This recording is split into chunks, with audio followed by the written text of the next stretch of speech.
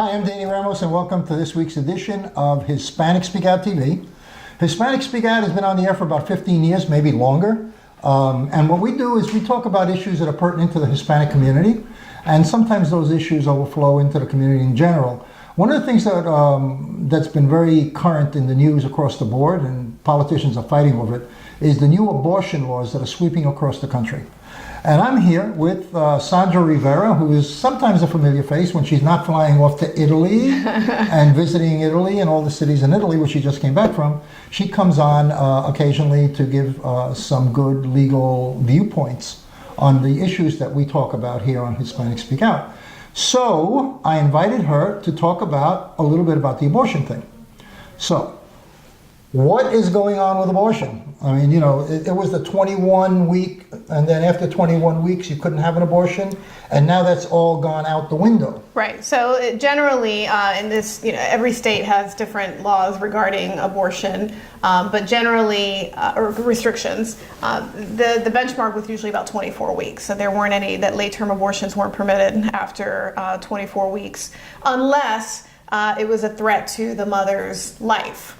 And that's what it was in New York prior to the passage of that bill. And there's been a lot of attention because the reason all of this is coming out is now with the makeup of the Supreme Court, now there's a concern that Roe v. Wade is going to be overturned and that the restrictions or the laws regarding abortion are going to be turned over to the states to decide.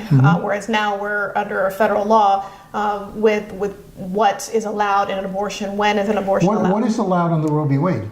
Are you allowed to get an abortion after 24 weeks, or is there anything in there for that? There are, in Roe v. Wade, they allow the late-term abortions for medical threat. reasons? No, not for medical, for threat to the mother's life. Okay. So what New York is doing is they're carving out restrictions to be more in line with the federal law. In the event that Roe v. Wade is overturned, now that they have a Democratic majority, they're carving that out to make sure, to secure women's rights to abortions. And there's been a lot of attention because extremists will say, oh, now we're allowing children up to the point of viability to just be murdered or aborted.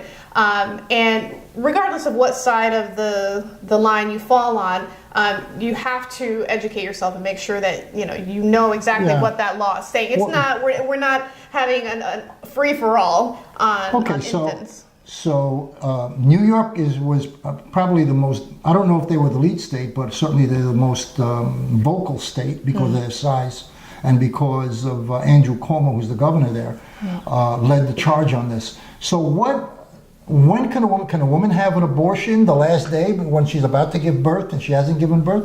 Can she have an abortion before the process of labor, or So what the law says, and you have to keep in mind that these laws are not going to cover every specific scenario that might come into play. And you're saying those laws change state to state? The states can change it. They can give more permissions, more rights. They cannot give less rights than the federal law allows. Okay. But you can expand on it and give more. If Roe v. Wade is overturned, obviously, then all of that falls on each individual state. And whether they want to ban it or keep it or have restrictions, it would fall on the individual states. So currently, as I read it, the New York law on abortion would allow late-term abortions in the third trimester if there is a threat to the woman's health or woman's life or health. And that's where a lot of the argument comes in. Well, how do you define health? What kind of health? Is it? And who defines it? Right. So a medical professional would be designated to make that determination along with the mother, assuming that she's competent to it. So a lot of people are up in arms because they say, well, what? So if somebody has anxiety or depression, and it's going to be a threat to have a baby, that they can just abort the baby. And, I can't really say how they've defined health. But I'd like to think that in the medical community that a licensed physician is not going to jeopardize their license on a whim of a decision. That these are going to be carefully calculated decisions that are made. So you're saying the doctors are going to be very conservative in their determination? Sure. Because why give up your license to make or be sued or whatever or prosecuted Right. In a situation just for one person? Exactly. For, I mean, they, you don't risk everything for this Right. one person who may be pushing you. right. I mean, you take a Hippocratic oath as a physician to preserve life, and I would like to think that that includes life that hasn't been technically born yet. So I can't see, and keep in mind that late-term abortions really only account, even before this law was passed, really only account for 2% of the abortions that were done in the state of New York. Right. So we're not talking about, people Massive. beating down the door to get this done. I mean, they're very limited and very isolated But situations. fetuses, a lot of times, and you've heard this too, that a woman may go into labor prematurely, and that baby survives 8 weeks before it was supposed to be born, or 7 weeks before it was supposed to be born. So the baby still can be viable 2 months before the 9th month. Right. And this law would permit that baby, which may be viable on its own, to be aborted, but for medical purposes? Well, the law says if it is a threat to the woman's life, Okay. to preserve And that's her life. defined by the doctor. And that's defined by the doctor. And, I'm not a medical professional. I don't know what standards have to be met in order to make that determination. If it has to be, if it has to be obvious that this woman is not going to survive it. Now, Virginia, in their law, they have an additional excerpt that states that, even if the determination is made that an abortion has to be performed to preserve the life of the mother, if the product of that abortion, being the child, is able to survive or survives outside once, it's the miscarriage or once it's done, that life support measures have to be available at the time that the abortion is going to be performed, have to be available for the child. So, again, I'm not a professional, I'm not a doctor, so I don't know, how you perform an abortion and how it could potentially result in the child still living. But if that does occur, then the statute, that particular law... Doesn't that actually give the impetus, the power to the doctor to make sure that that fetus is not going to survive? Because it creates a problem for him if it does survive. So it's going to be a very extended effort. Right, and that's the problem with these bills is that, you've got the bills that state one thing, but then you have questions like that. So what does that mean? And what is the threshold for determining whether this child has the ability to live outside the womb? It's almost an oxymoron. How do you abort a child but then still have life-saving measures? Well, then that defeats the purpose. Of course, there is no abortion. Yeah. So. Yeah, there's been a movement. Well, you were talking about the governor of Virginia, right? So we're going to take just a little break for 2 minutes because we have a video. Of course, this video represents a conservative point of view, and I'm saying of course, but it does represent a conservative point of view because it comes from Fox News. And Sean Hannity has a commentary. So we're going to cut to that, and we'll be right back.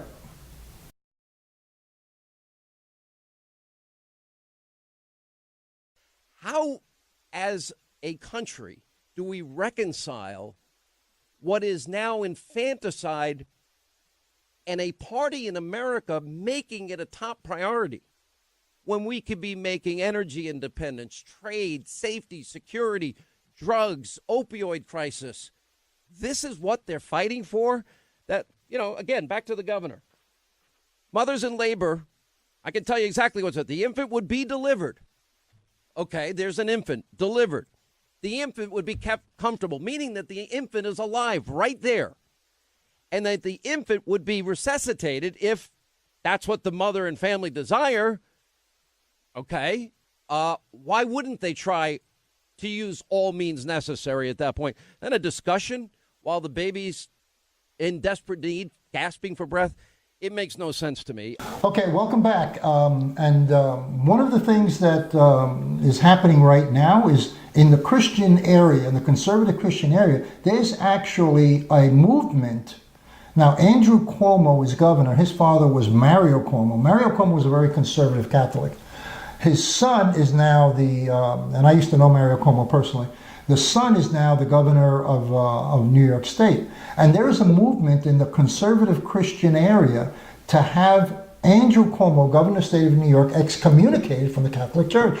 And that movement, you can look it up on the internet, there are actually groups calling for that. And one of the things that I find is that we don't see any of the religious big churches or personalities invoking very strong opinions about either or. Well, I mean, I believe it's 8 bishops that are in the state of New York have spoken out and prepared a statement in opposition to that law. So, yeah, I mean, I'm sure there are pockets of people who are responding, but there's not this mass movement. I mean, we know where the Catholic Church stands. There's no question about that. But other than seeing... Where do you think the Catholic Church stands?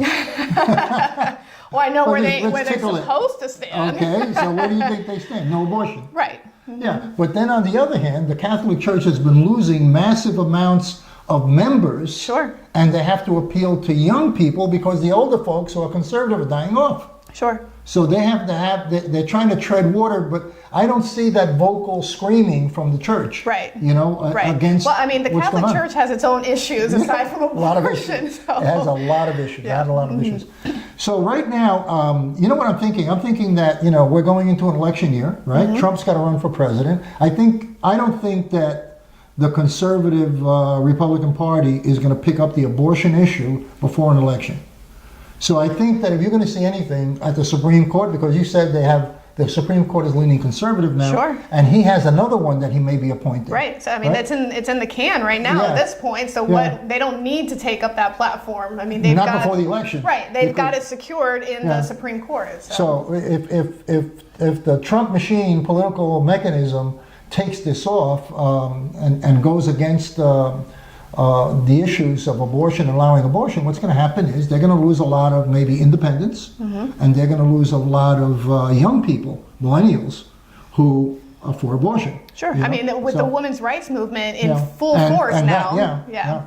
So it's really, really a hot, controversial issue, but I don't see the war on it going until after the election. I think after the election, obviously if Trump loses, the whole thing is going to swing a different way, but no matter what, even if a Democrat gets into the White House, you still have a conservative Supreme Court. Sure, absolutely. So I am absolutely sure there's potentially one more seat coming in the Supreme Court.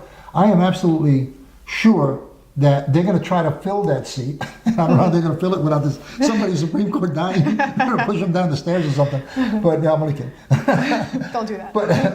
But you're looking at a very conservative court, and you're looking at a situation where it's going to probably wait till after the elections. We're going to take a break right now for the second segment of the show, and we're going to be talking to a woman called Betty Amador. Betty Amador is a very conservative Christian Hispanic woman. She lives up in Kissimmee, and she's going to be talking about abortion from the spiritual side. We'll be right back. I am for the child who's had 7 addresses in a single year because she's in foster care, because her father abused her. And her mother couldn't believe her. She is the child I am for. I am a volunteer child advocate. I am you. Florida residents call toll-free 866-341-1425. Hi, this is Danny Ramos, and welcome back to Hispanic Speak Out. A few minutes ago, we were talking to Sandra Rivera.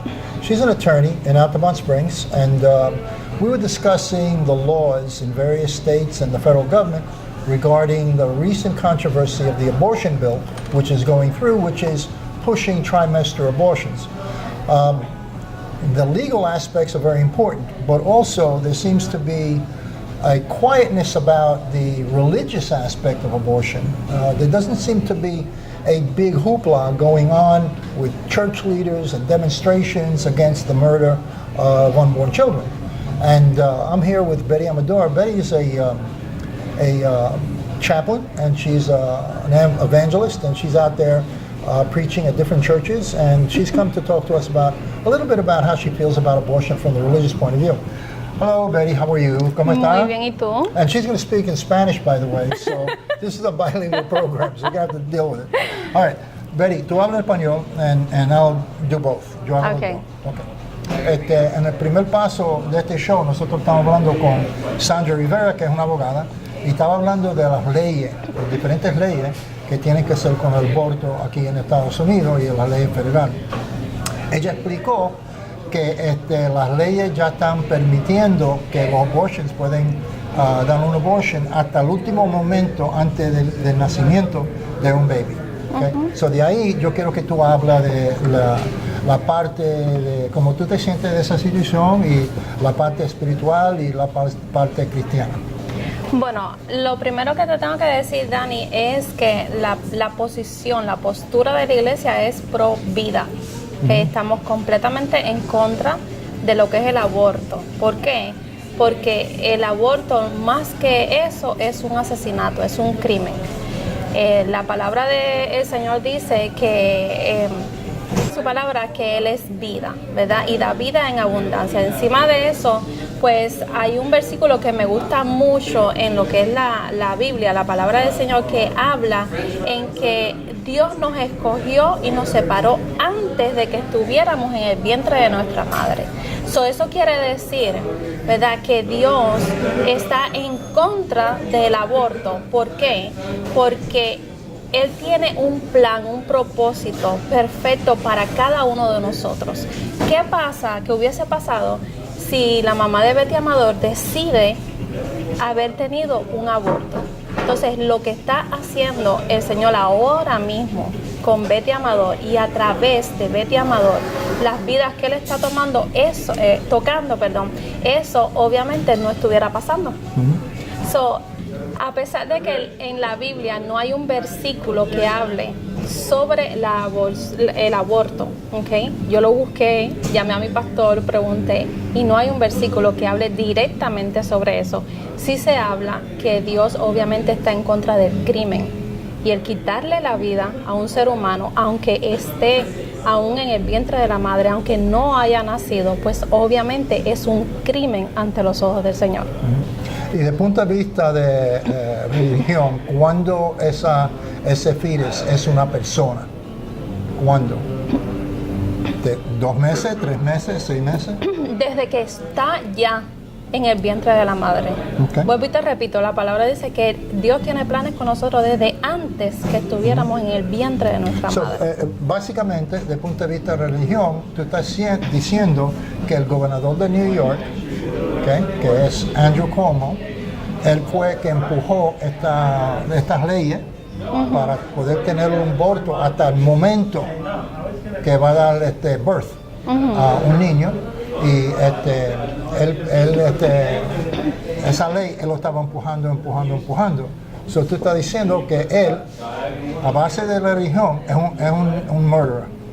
Está en contra, obviamente, esta ley está en contra de lo que dice la palabra, está en contra de las leyes de Dios, está en contra de... So, tenemos un conflicto aquí de las leyes de Dios y las leyes del Congreso o el Estado, porque hay diferentes mentalidades que están en el Congreso y algunos dicen que sí, algunos dicen que no, pero en este momento estas leyes están pasando y lo están enacting these laws. Estas leyes se están poniendo en los libros. Exactamente, y vemos claramente en la Biblia, Dani, cómo a pesar de que no se habla del aborto, ¿okay? Vemos muchos ejemplos de cómo salieron persiguiendo a los niños, a ciertos niños, a Moisés, hasta el propio Jesús, para matarlos. ¿Por qué? Porque el enemigo no quería que el plan de Dios se cumpliera en la vida de ellos. ¿Verdad que sí? Entonces eso es un claro ejemplo de que cada persona, aún en la niñez, tiene un derecho, y voy más allá. Vamos a hablar entonces un poquito sobre qué es los derechos. Hay derechos constitucionales para los niños, y uno de esos derechos es el derecho de la vida, el derecho de nacer. ¿Quiénes somos nosotros para decidir si un ser humano va a vivir o va a morir?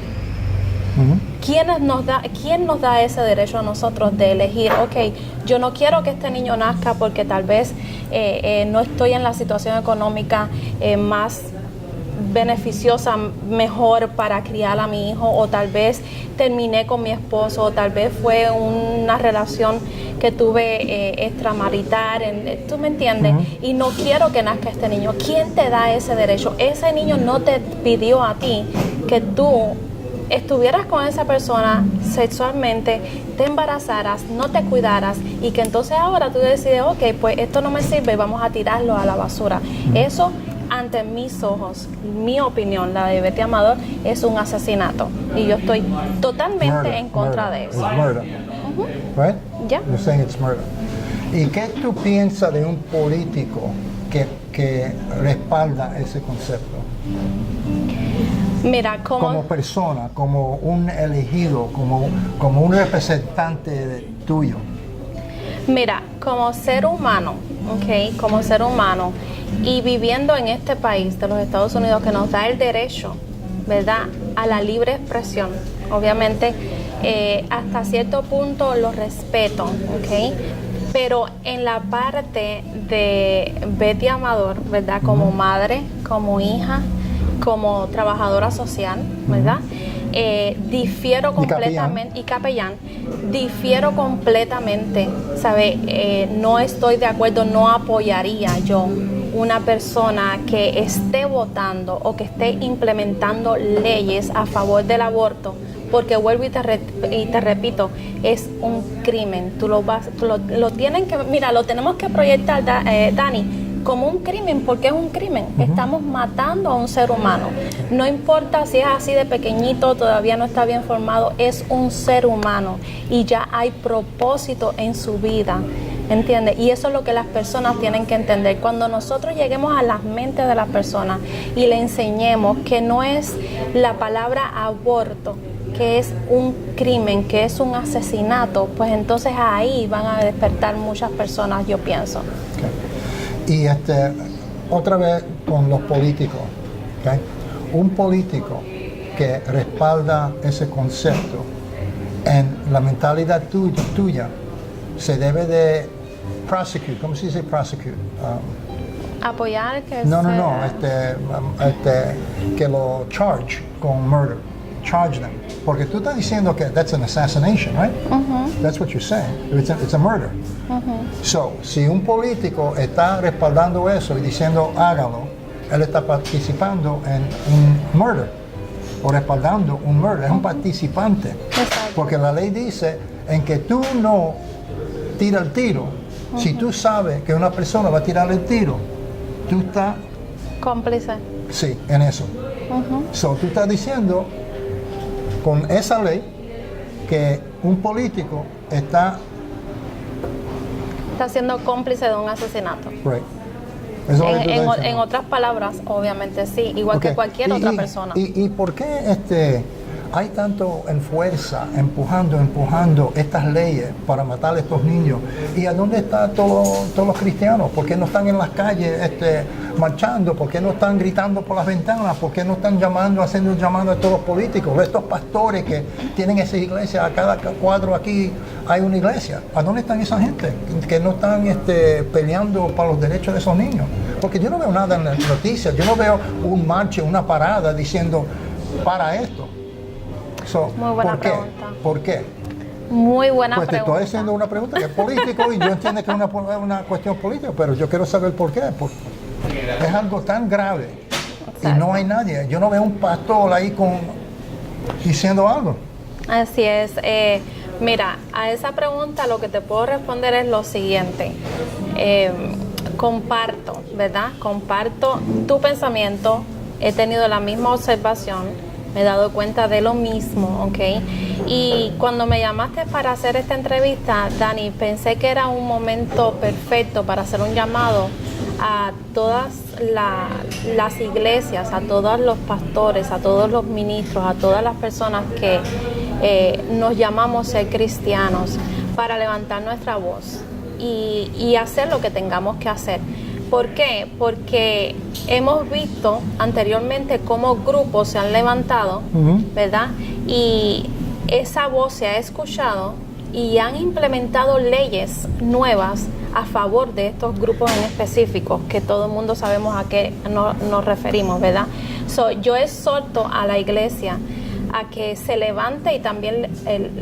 ¿Y qué es el resultado? ¿Cómo? Hay resultados.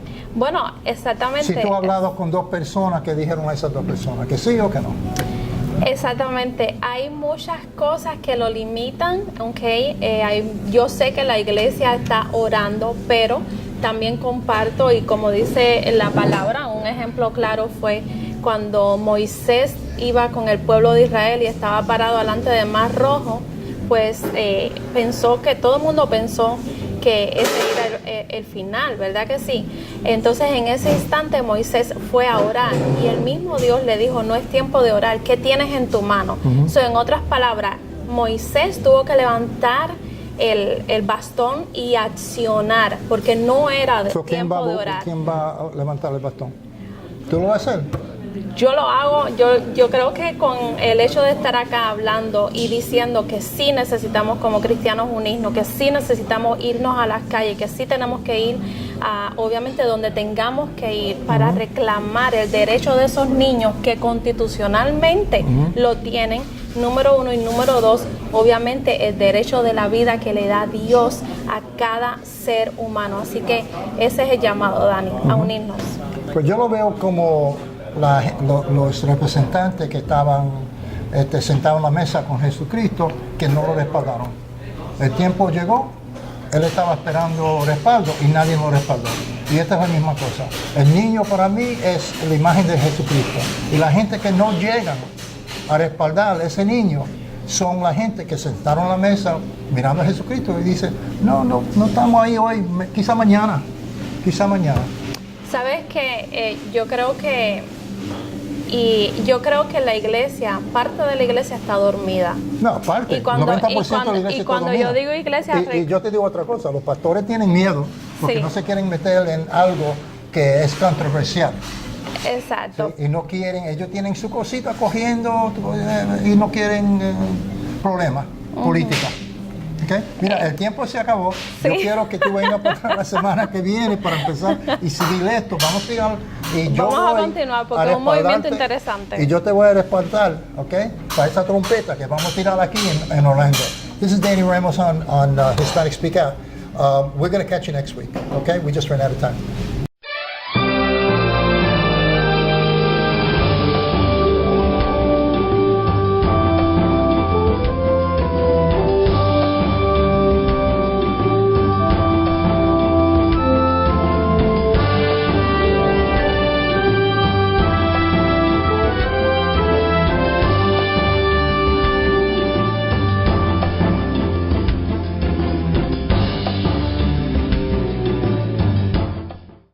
Hey everybody, this is Tim Taylor, President of Caribbean. Now, if you've got anything that hurts, if you've got some discomfort, if you have a hard time sleeping at night, you're stressed out, low energy, or want to improve your sex drive, stay tuned because we've got some revolutionary information and potential solutions for you.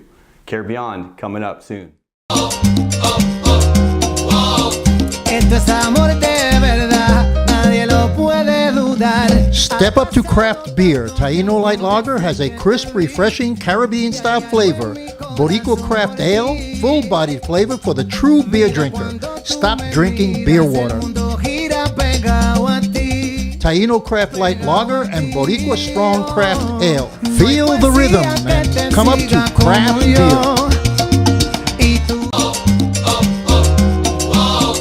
Esto es amor de verdad, nadie lo puede dudar. La cerveza Taino Light Lager tiene un sabor refrescante y caribeño.